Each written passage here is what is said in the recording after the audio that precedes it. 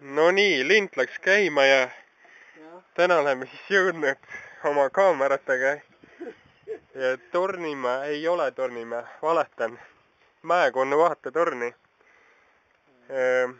Ilm on nagu on. Õige.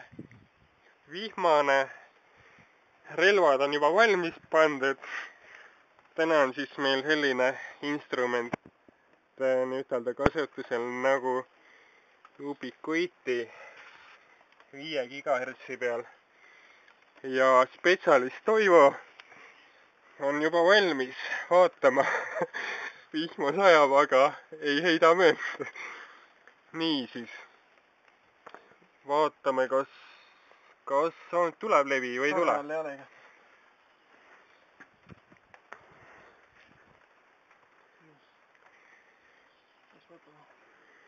Rabab levi, ei laba.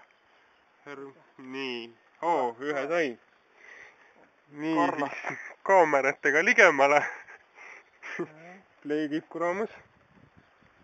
No nii, mis ta meile leidis? Lüllemäe. Olornet kalur, noh selge. Kohe näed, vanad sõbrad. Ega ei tea, kas midagi muud ka veel viskad siit. Vaata, palju signaal on, kumma pidi parem on. 24 meetri on parem. Karula. Üldiselt võib saada küll. Sealt poolt võib midagi veel rabada. Vaata, lii on mingisugune, keevisse näib. Olornet karula, jah.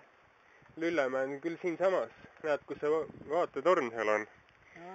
Aga vasakule poole jääb, karula jääb vasakule poole. Vaat seal, kus me käisime. Noh, seda eksamit tegema. Vot seal oli see.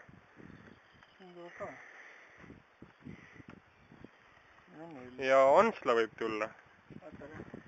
Üldiselt võib Ansla ka tulla kuskilt. Ja rohkem ei ole aimugi. Vaata, et see läpakas ära ei ligune. Nii, ei tundnud. Vaatame ilusat loodust ka vahepeal. Jah.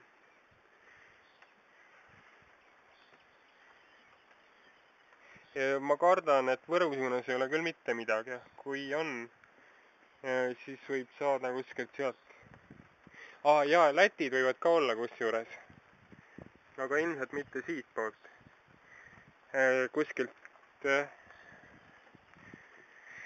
Kuskilt sealt suunalt võib jah saada.